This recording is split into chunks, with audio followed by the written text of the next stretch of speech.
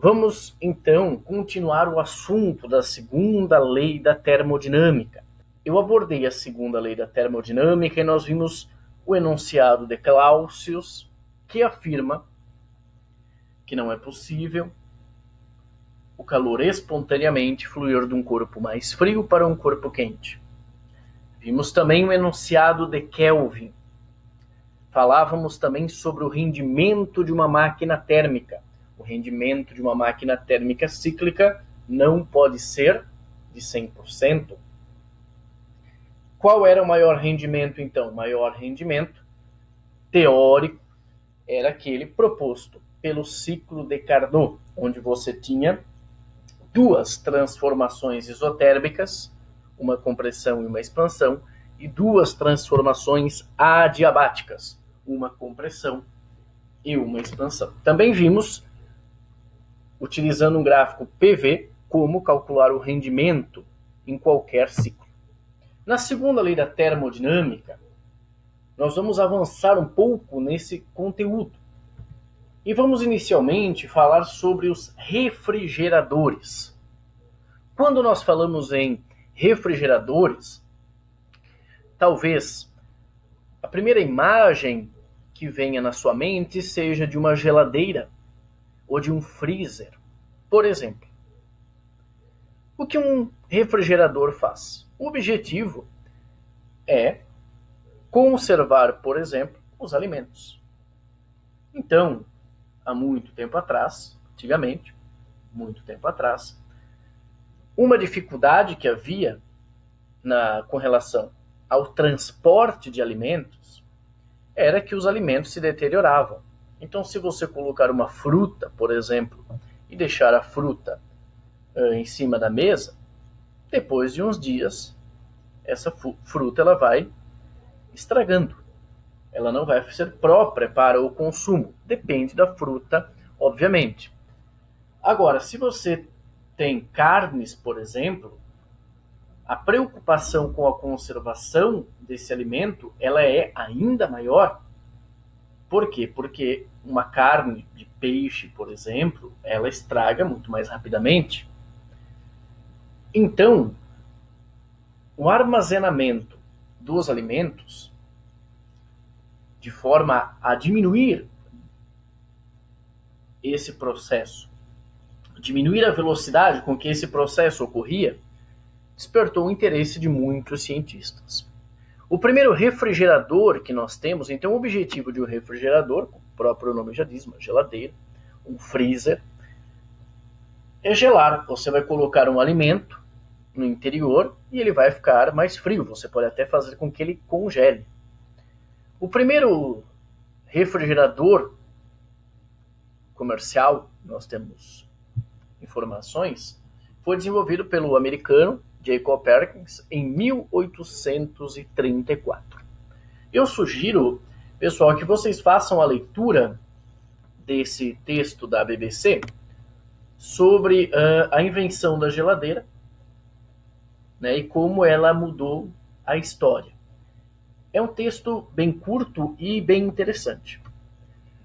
Agora, como funciona termodinamicamente um refrigerador, uma geladeira, um ar-condicionado?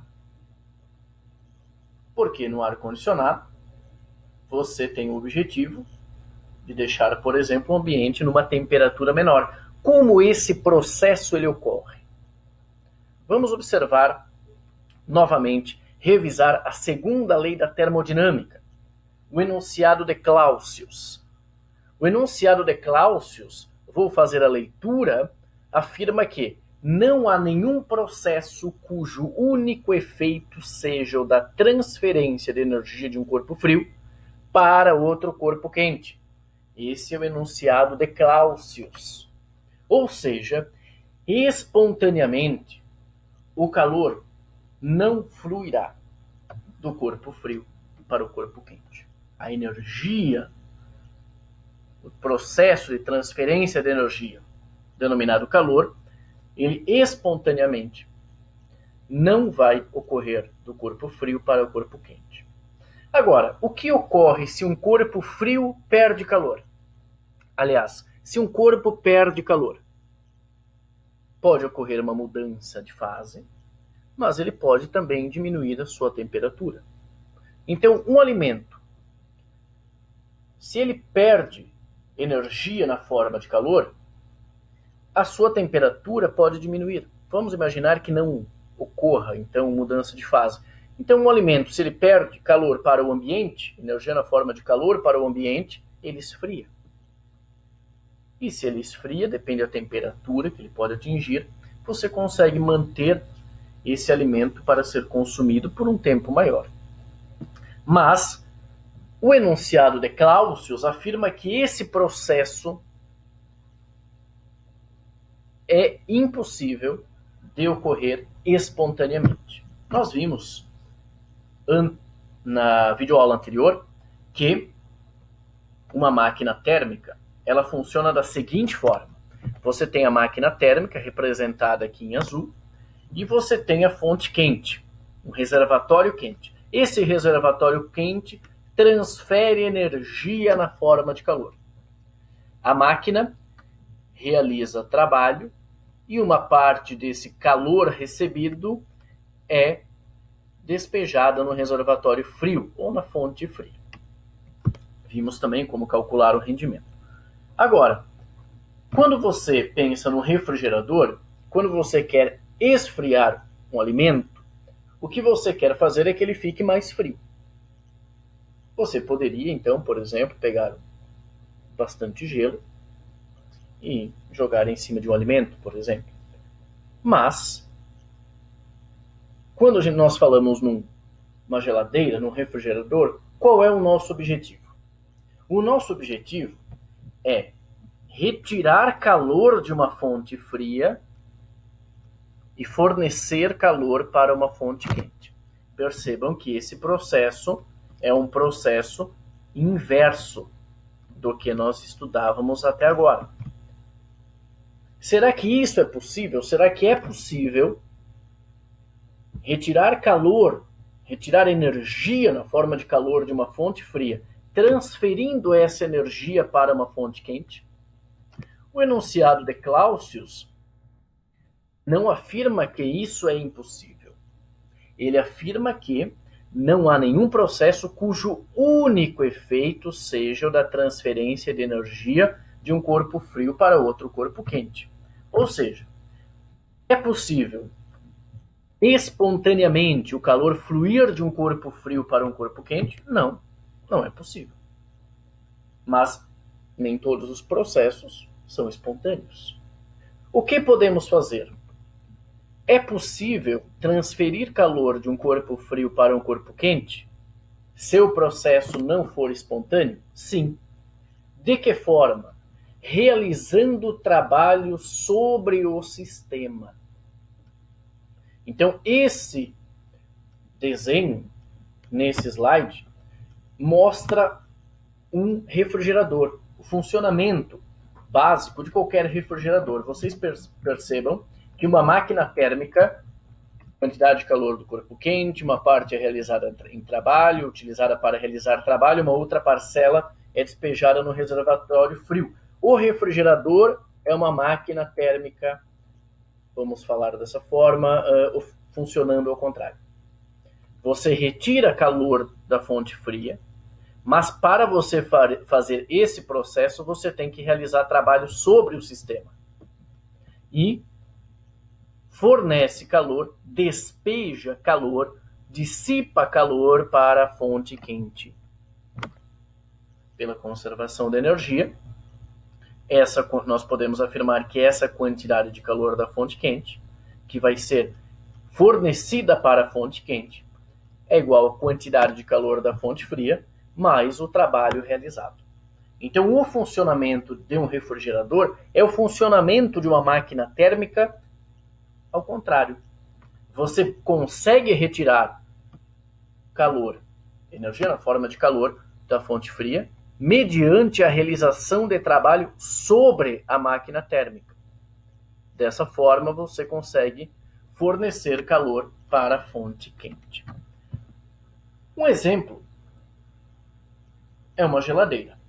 Eu vou mostrar, então, rapidamente o funcionamento da geladeira, não vou falar aqui especificamente em ciclos, até porque depois, numa das atividades da nossa disciplina, nós vamos falar sobre ciclos.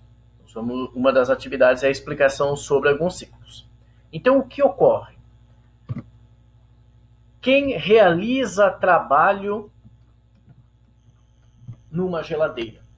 Existe um motor atrás da geladeira, geralmente embaixo também da geladeira, que é o compressor.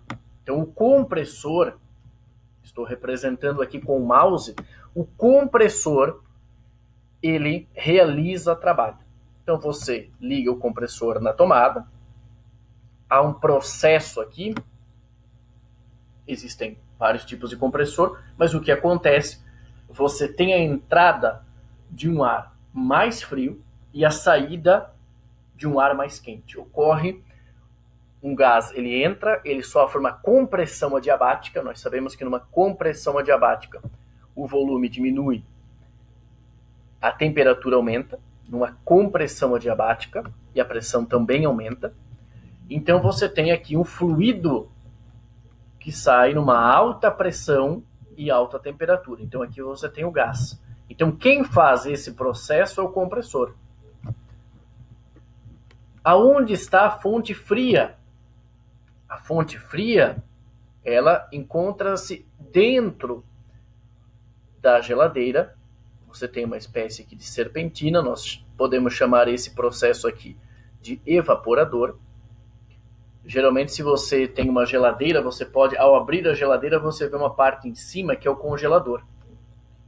É nesse local, esse é um dos locais, em que você consegue absorver calor de um corpo mais frio. Mais frio em relação ao ambiente externo. Vamos observar que os objetos que estão, os alimentos que estão dentro da geladeira, eles estão mais quentes do que o líquido e o gás que passam por esses caninhos, por essas tubulações. E a fonte quente, quem é o reservatório quente de uma geladeira? Essa parte atrás, a serpentina atrás, muitas pessoas, talvez desconhecendo a necessidade de você ter um ambiente ventilado atrás e que a diferença de temperatura é um fator importante no rendimento aqui, na eficiência da geladeira, muitas pessoas acabam pendurando uma roupa, um pano de louça para secar. Isso diminui a eficiência da geladeira. O que ocorre então nesse processo, o funcionamento da geladeira? Então nós temos o compressor. O que vai ocorrer? Vai entrar um gás freon, por exemplo, é um gás. Esse gás, ele está numa baixa pressão e uma baixa temperatura.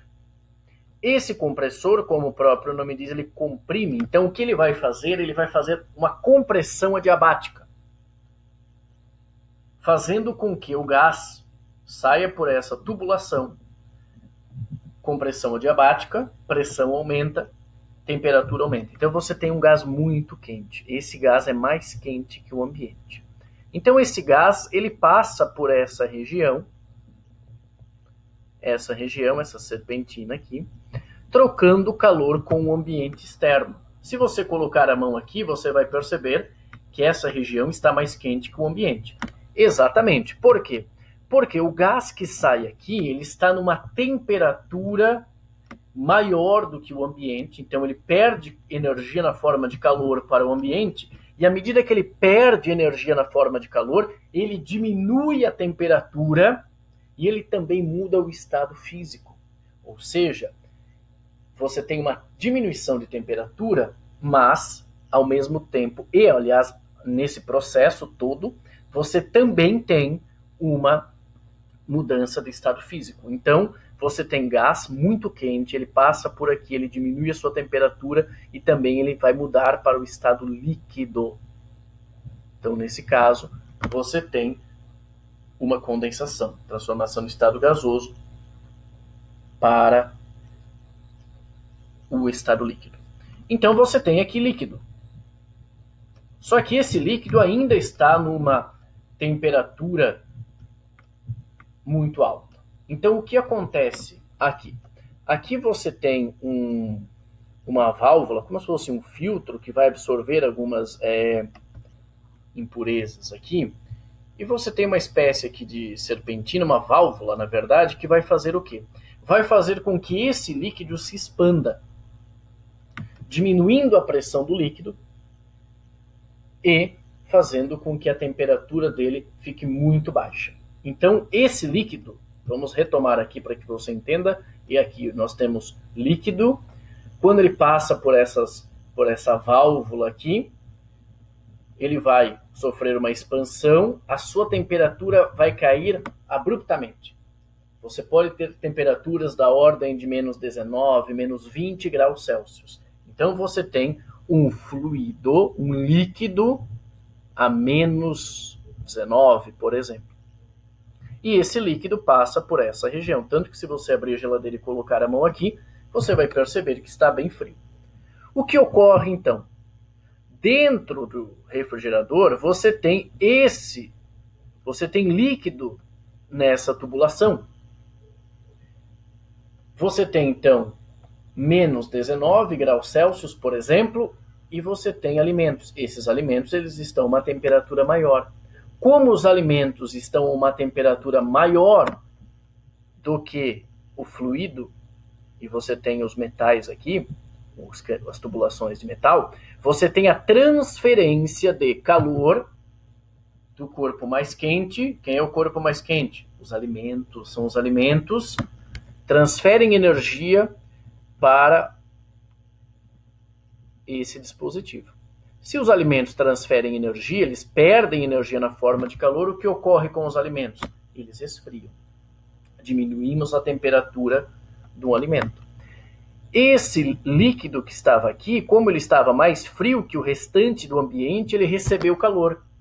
E se ele recebeu calor e ele estava no estado líquido, nesse processo ele evapora. Ocorre o processo de vaporização, ou seja, ele muda do estado líquido para o estado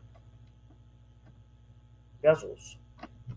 Por isso que essa parte do dispositivo é chamado de evaporador. Então percebam que E aí, antes que eu fale um pouquinho sobre o evaporador, e aí o que ocorre? Então você tem gás, esse gás está frio, não tão frio quanto estava anteriormente o líquido, porque absorveu energia na forma de calor. Ele está frio, está numa baixa pressão, e ele passa por essa tubulação e volta para o compressor. O que o compressor faz? Recebe esse gás a uma baixa pressão, realiza uma compressão adiabática, fazendo agora com que você tenha gás muito quente a alta pressão, que passa por essa tubulação, troca calor com o ambiente, diminui a temperatura, muda de estado físico, passa pela válvula de expansão, a temperatura do líquido diminui muito, esse líquido recebe calor desse ambiente externo, porque ele está a uma temperatura muito menor, ocorre a evaporação, a mudança de estado físico,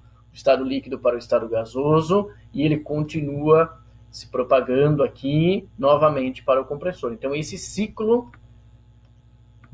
ele continua sendo desenvolvido. Temos então 3 elementos principais: o compressor, o condensador e o evaporador. Esse é o funcionamento de uma máquina térmica.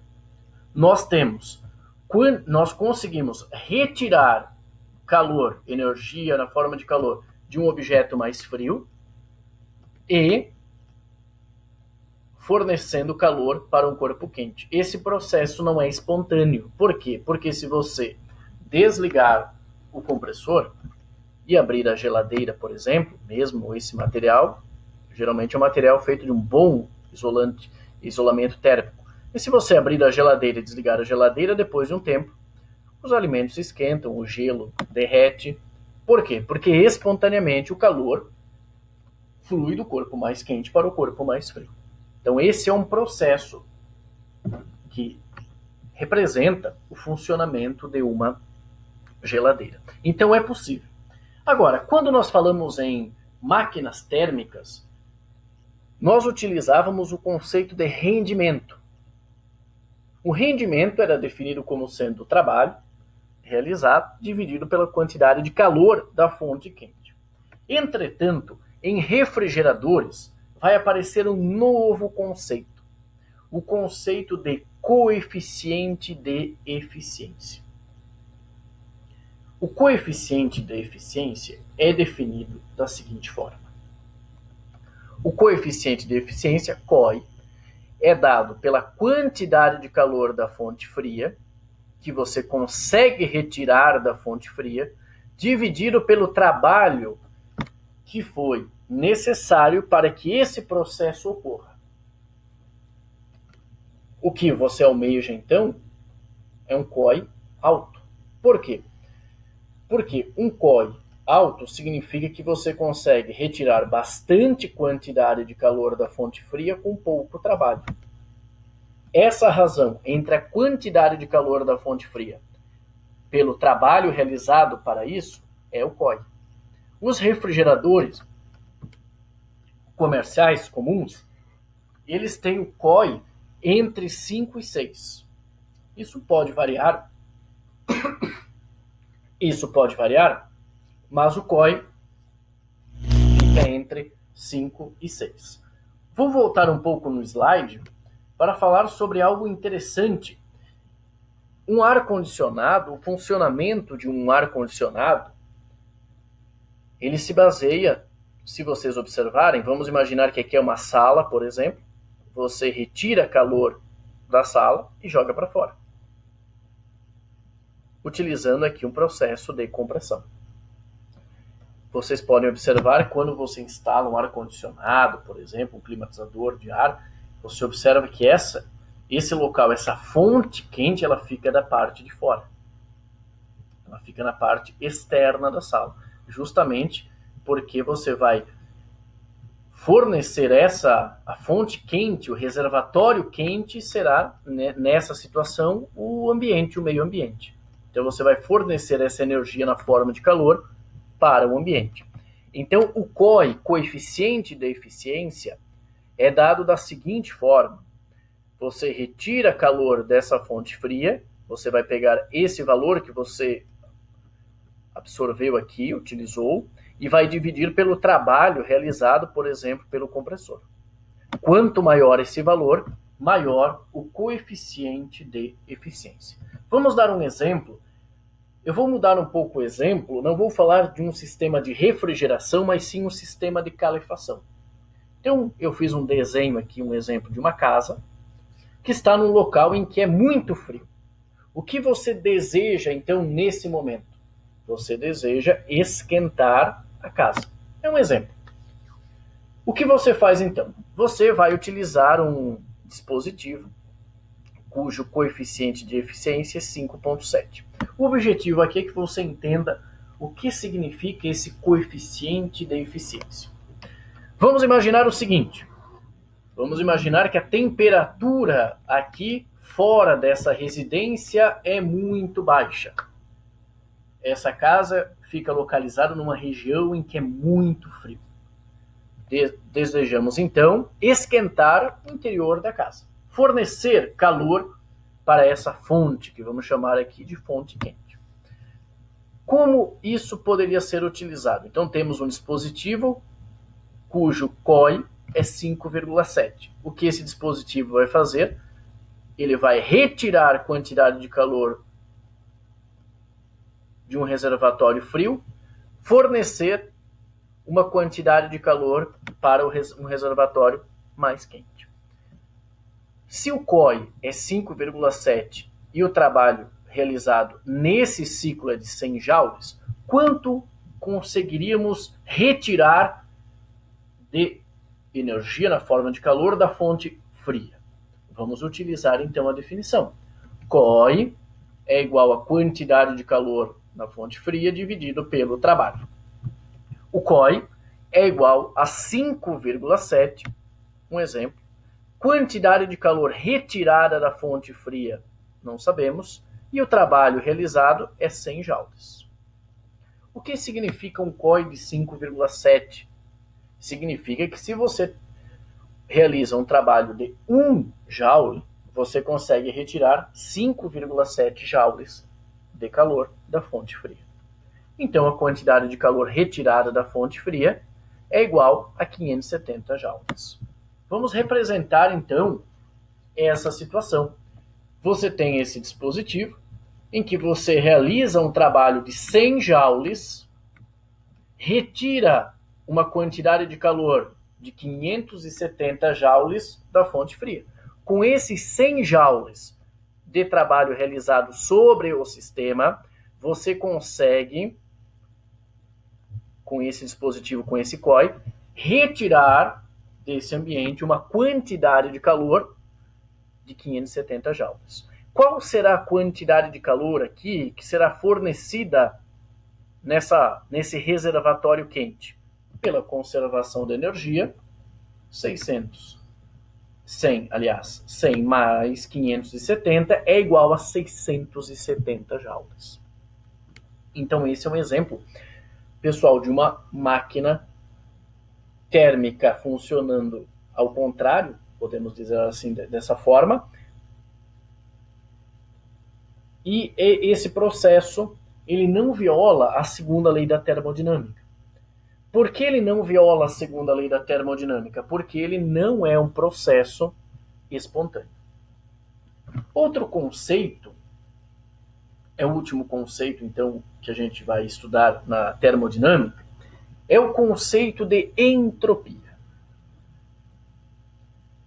Muito se fala sobre entropia. Entropia tem um significado muito importante na segunda lei da termodinâmica. Mas o que mede a entropia? O que está relacionado com a entropia? Vamos dar um exemplo. Imaginem vocês um bloco que desloca-se, você pega e empurra um bloco numa superfície horizontal, uma caixa. Você transferiu energia para ela, então ela tem energia cinética, depois de um tempo ela para. Ela para por causa do atrito com o solo. A energia se conservou. No início você tinha energia cinética. No final, você teve um aumento da energia térmica, aumentou a temperatura da caixa e da superfície. Mas, no início, você tinha maior disponibilidade de energia para realizar trabalho. Porque uma caixa em movimento pode realizar trabalho. Você consegue, por exemplo, colocar uma turbina perto, essa caixa atinge uma turbina em movimento. Então esse processo, ele é um processo que diretamente é possível a conversão dessa energia em trabalho. Agora, se você esquenta o chão quente, é possível ele realizar trabalho? Então, quando falamos em energia, eu destaquei 2 pontos nesse slide. A energia é uma função de estado. Quando você tem, por exemplo, PV igual a nRT, energia interna, são funções de estado. A entropia também é uma função de estado.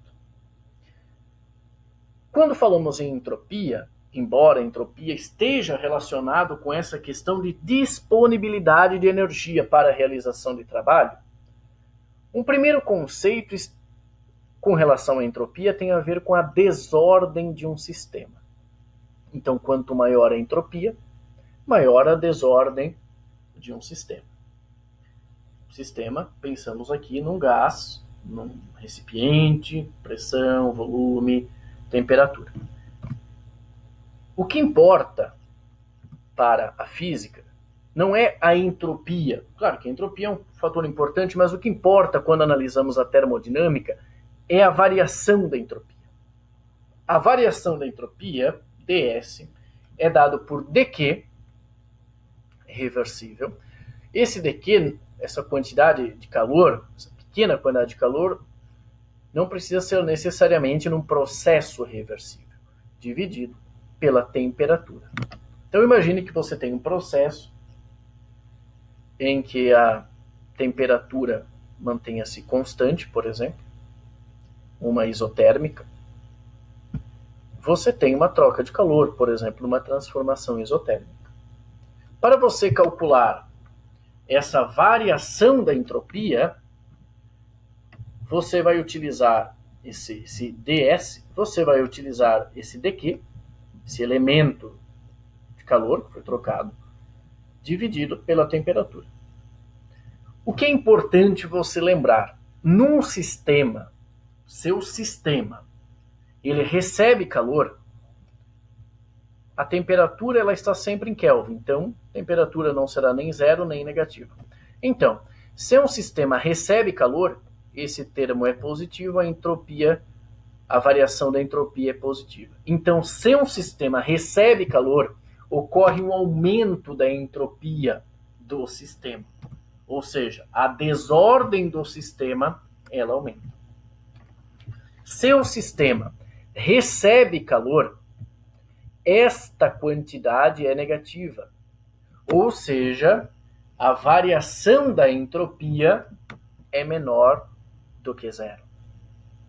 Então, se ele recebe calor, a entropia aumenta. Se ele perde calor, a entropia, a desordem diminui, a desordem de um sistema. Então, com esses dois conceitos, que são muito importantes, quando a gente fala em entropia, se o sistema recebe calor, a entropia aumenta, a desordem aumenta. ΔS ou ds será positivo. Se o sistema perde calor, aqui eu só colei aqui, mas perde calor, pessoal, quantidade de calor negativa, esse ds é menor do que zero. Então, se ele perde calor, a entropia, ela diminui. Vamos analisar a variação de entropia de um gás ideal. Então, de um gás ideal, nós já falávamos isso nos outros vídeos. Primeira lei da termodinâmica, dQ é igual a du mais dW.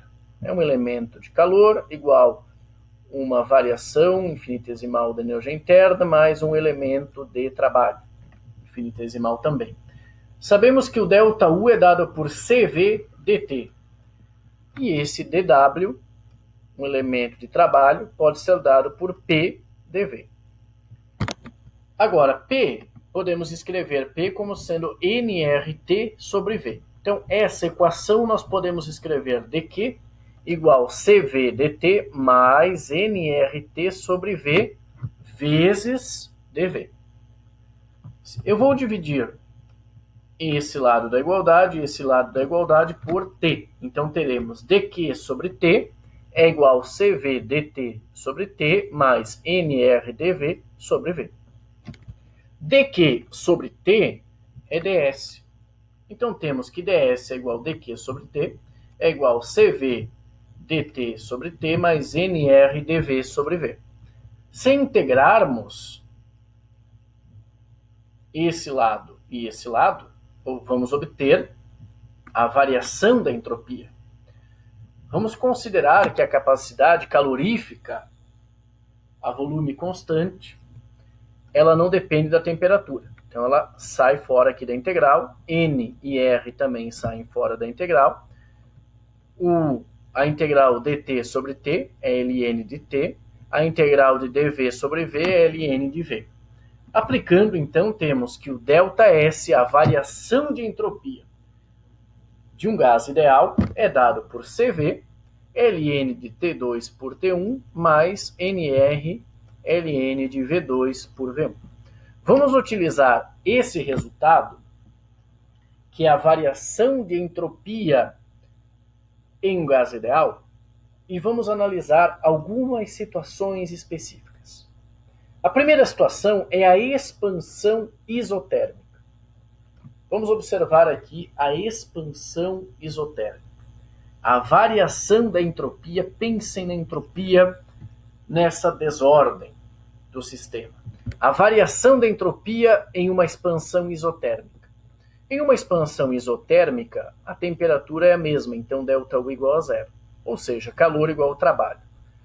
O trabalho é dado por nRT, ln de V2 por V1. Isso já vimos em vídeos anteriores. A variação da entropia, como a temperatura é constante, T2 por T1 é igual a 1, esse termo é igual a zero. Então, a variação da entropia é dada por NR ln de V2 por V1.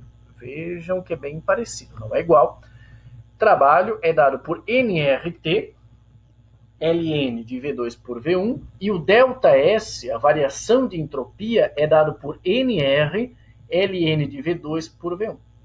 Podemos escrever, então, que a entropia é igual à quantidade de calor dividido pela temperatura. Se você dividir essa quantidade de calor pela temperatura, você obtém esse resultado.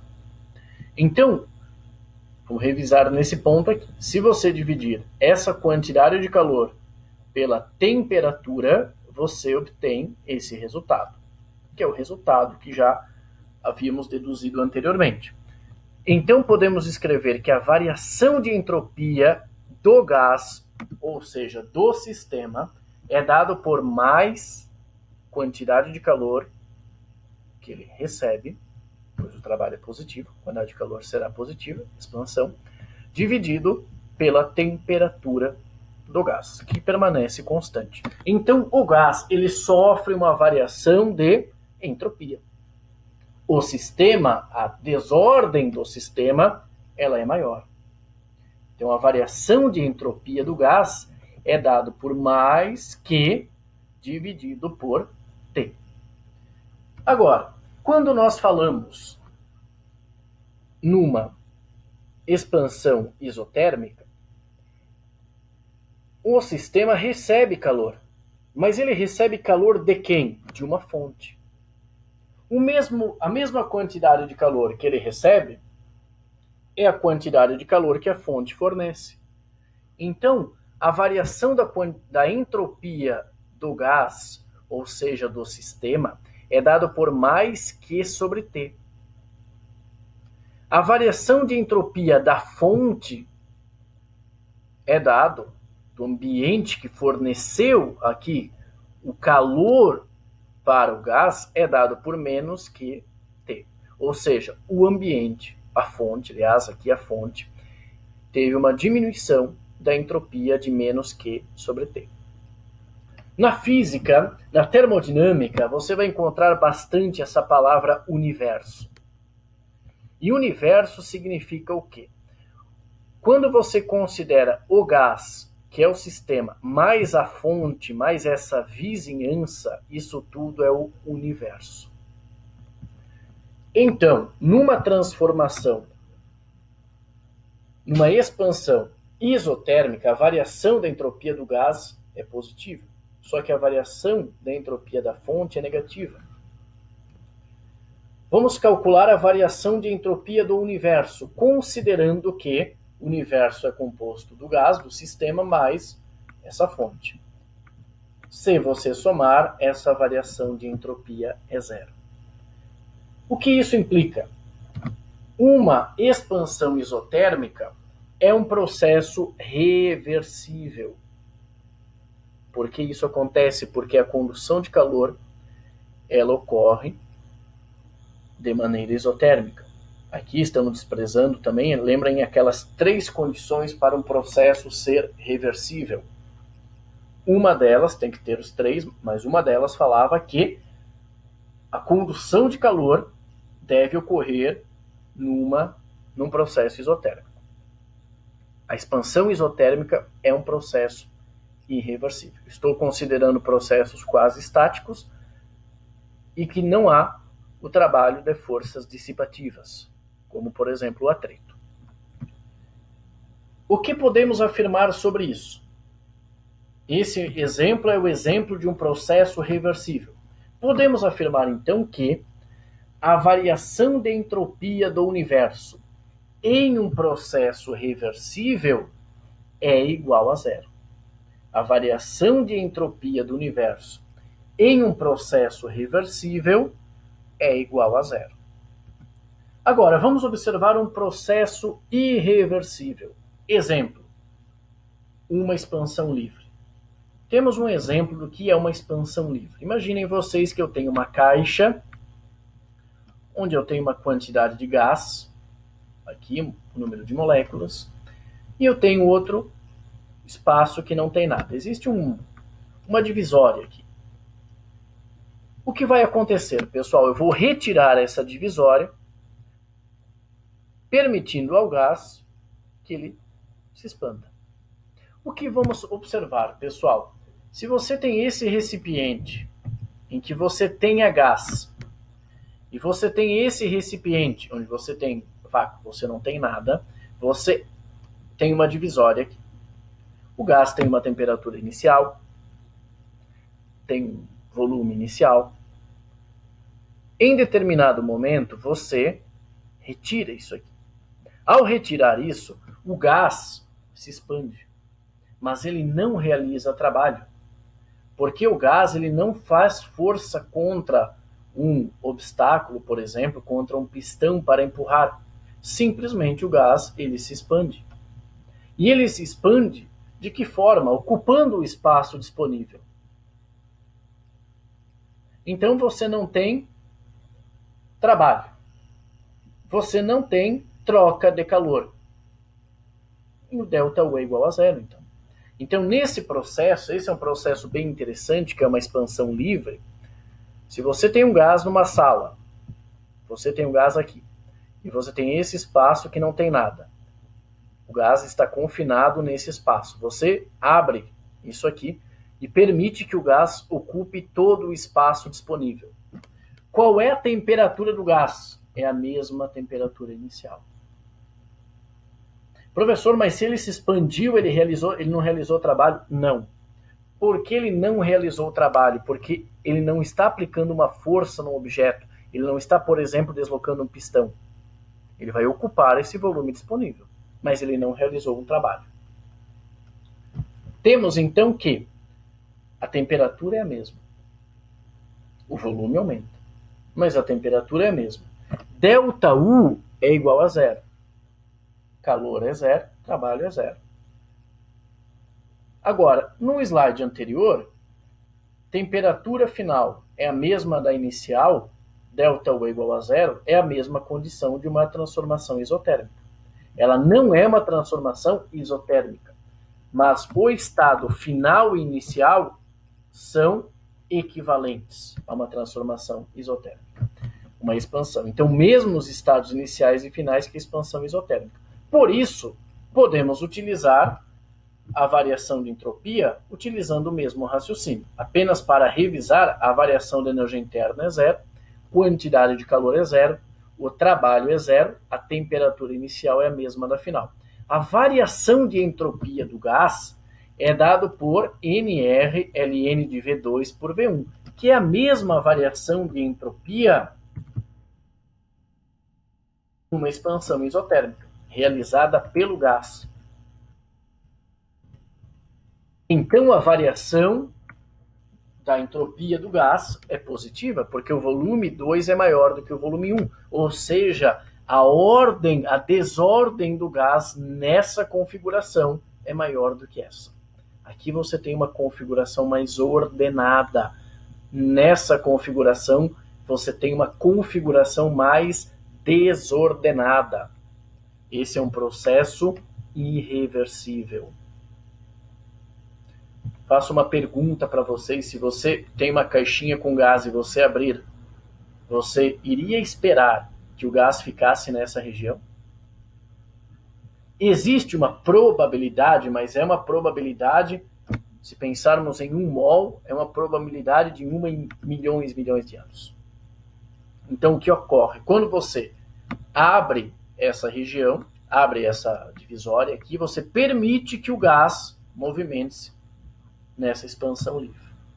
E a variação da entropia do gás é positiva. Então você aumentou a desordem do gás, mas do ambiente externo.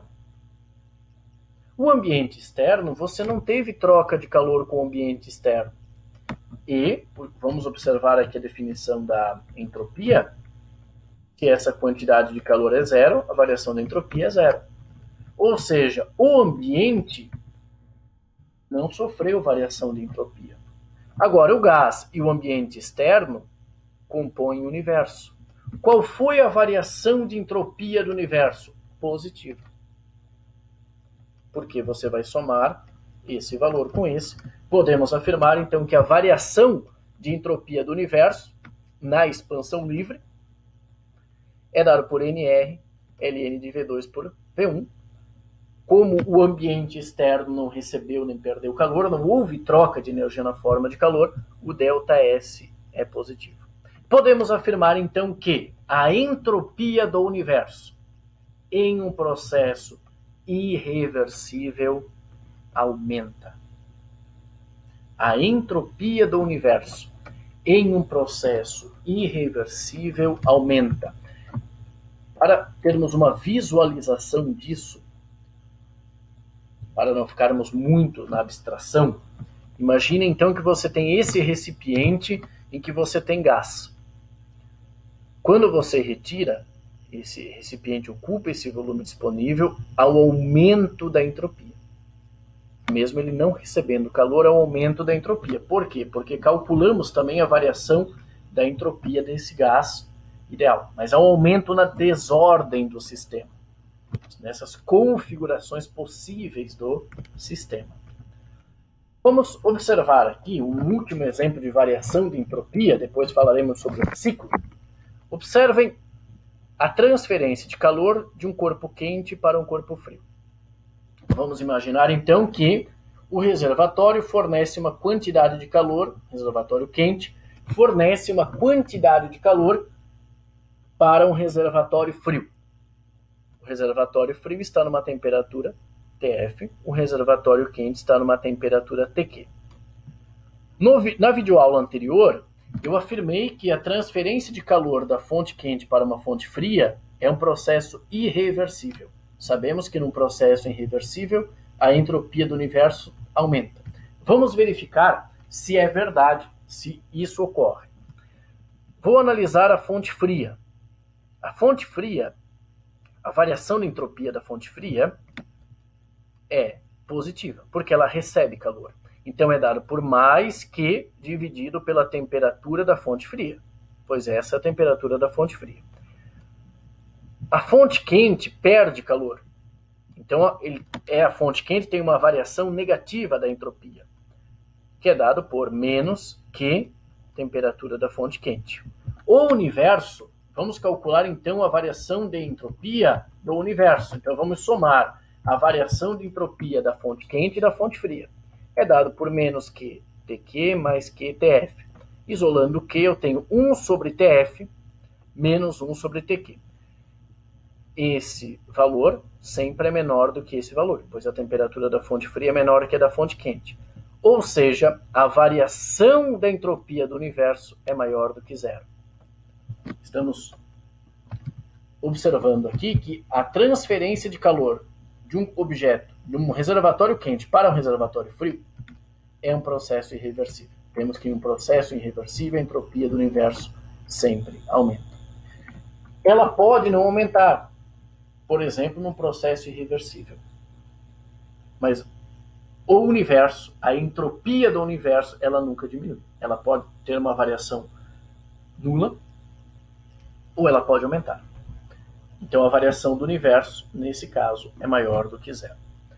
Quando falamos em entropia, a entropia tem a ver com essa desordem, com essa questão de disponibilidade de energia. Então, num processo irreversível, você tem uma quantidade de energia disponível para a realização de trabalho sendo diminuída. Ou seja, quando você tem esse processo irreversível, diminui-se a quantidade de energia para a realização de trabalho útil. Como você calcula isso?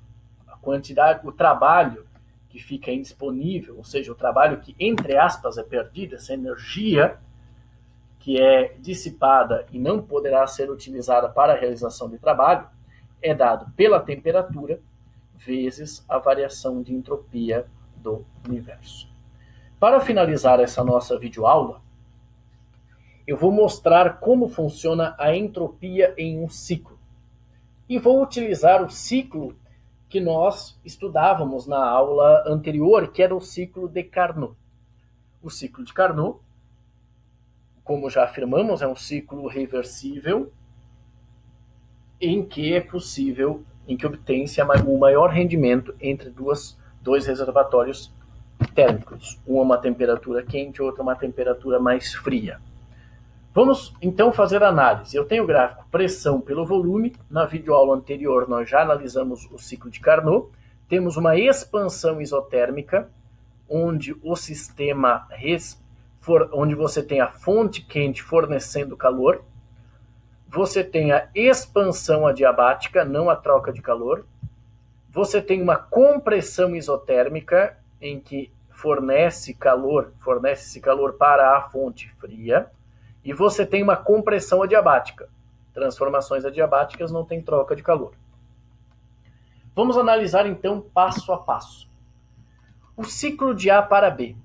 De A para B, a temperatura é a mesma. A temperatura é a mesma, variação da energia interna igual a zero. Então, trabalho igual ao calor. Como o trabalho é positivo, o sistema recebe calor. Se ele recebe calor, você tem um aumento na entropia. Então, a variação da entropia de A até B é positiva. Então, de A até B, quando o sistema recebe calor, aumenta a entropia. A pressão de B é maior do que a pressão de A. Aliás, a pressão do B é menor do que a pressão de A. O volume em B é maior do que o volume em A. B até C. E de B a C, o que ocorre de B a C, aqui é o volume, pessoal, tá? O volume de B é maior do que o volume do A, embora você não vai usar e nós não vamos utilizar isso aqui. Eu retirei isso lá do outro slide. Então, vamos lá. De B até C, o que ocorre de B até C? Expansão adiabática. Expansão adiabática não tem troca de calor. Mas numa expansão adiabática, a temperatura diminui. Como não tem troca de calor, a variação de entropia é zero, ou seja, a entropia mantém-se constante. Depois, CD. Vamos olhar aqui. CD.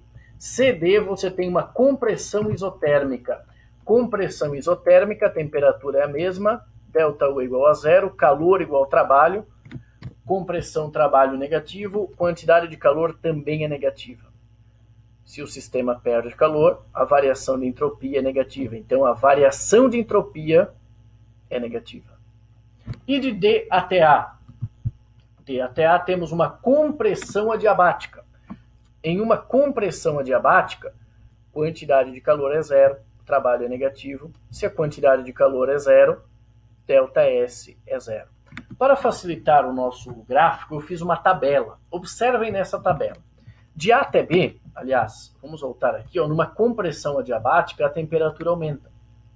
Lembrem do exemplo no início dessa videoaula que eu falei sobre o compressor da geladeira. A até B. De A até B, a temperatura permanece constante e a entropia aumenta, ΔS positivo. B até C, a temperatura diminui, mas a entropia permanece constante. C até D, a temperatura é constante, mas a entropia diminui. O gás perde calor, fornece calor, fonte fria. DA, a temperatura aumenta, a entropia permanece constante. Poderíamos, então, esboçar um gráfico da entropia pela temperatura. Entropia é uma função de estado, então poderíamos fazer um gráfico entropia em função da temperatura, ou em função da pressão, ou em função do volume. Eu vou representar aqui a entropia em função da temperatura. E temos, então, dois gráficos equivalentes. Temos o ciclo de Carnot, representado num gráfico pressão vezes o volume. E temos o ciclo de Carnot representado agora num gráfico entropia pela temperatura absoluta. Perceba, de A até B, A até B, temperatura constante, entropia aumenta. Temperatura constante, entropia aumenta. B até C, temperatura diminui e entropia é constante. Temperatura diminui, entropia é constante. C até D, temperatura é constante, entropia diminui. Vamos verificar. Temperatura é constante, entropia diminui. D até A, temperatura aumenta, entropia constante. Temperatura aumenta, entropia constante. Então, esse gráfico, ele equivale a esse gráfico. Só que esse gráfico em termos termodinâmicos, esse gráfico representa a entropia em função da temperatura. E esse gráfico, a pressão em função do volume. Esse é o ciclo de Carnot. Mas se você observar outros ciclos, ciclo de Otto, ciclo Leonir, ciclo Rankine, ciclo Diesel, enfim, existem vários ciclos. Muitas vezes você encontra um gráfico pressão pelo volume ou entropia pela temperatura, ou entropia pela pressão, entropia pelo volume. O importante é você compreender que esses dois gráficos, eles são, do ponto de vista termodinâmicos, eles representam a mesma coisa. Então, eles são equivalentes em termos termodinâmicos.